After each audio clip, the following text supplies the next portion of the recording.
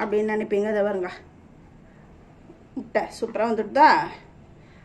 ஏன்னா இந்த மாதிரி நீங்கள் வந்து அதாவது புரட்டாசி மாதத்தில் நான்வெஜ்ஜு சாப்பிடாதங்க இதோ இந்த மாதிரி செஞ்சு சாப்பிடுங்க.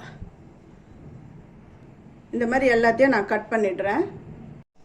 இப்போ இந்த முட்டையை மிளகாத்தூள் அந்த மிளகாத்தூள்லாம் போட்டு லைட்டாக வறுத்துக்கலாம். இப்போ இந்த ஸ்டவ் ஆஃப் பண்ணிவிட்டு இந்த முட்டையெல்லாம் எடுத்துடுறேன். முட்டை நம்ம பண்ணோம்னா அதில் இருக்கிற மஞ்சக்கரு வந்து தனியாக கூட வந்துடும். ஆனால் இதில் பாருங்கள் எந்த மஞ்சக்கருவும் வரலை. இப்போ வந்து எக் ஃப்ரை மசாலா பண்ணிடலாம். மசாலா ரெடி பண்ணிட்டேன்.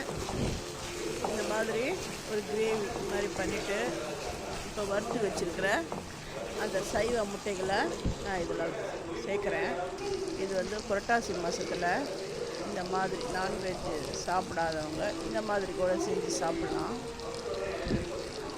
அப்படியே இதை பார்த்தோன்னே எல்லோரும் இந்த முட்டை தான் சாப்பிட்றீங்க அப்படின்னு நினச்சிடுவாங்க. இது எதில் பண்ணுறது அப்படின்னா நான் பன்னீரில் பண்ணியிருக்கேன். இதோடைய வீடியோவை ஃபுல்லாக இதோடைய லிங்கை என்னுடைய ரிலேட்டட் வீடியோவில் நான் கொடுக்குறேன், நீங்கள் போய் பாருங்கள். இது சப்பாத்திக்கு ரொம்ப அட்டகாசமாக இருக்கும். கடைசியில் கொத்தமல்லி தழை தூவிட்டேன். இந்த மாதிரி நீங்கள் ஒரு தடவை செஞ்சு பார்த்தீங்கன்னா இதுவே உங்கள் ஃபேவரட் டிஷ்ஷாகவே ஆகிடும்.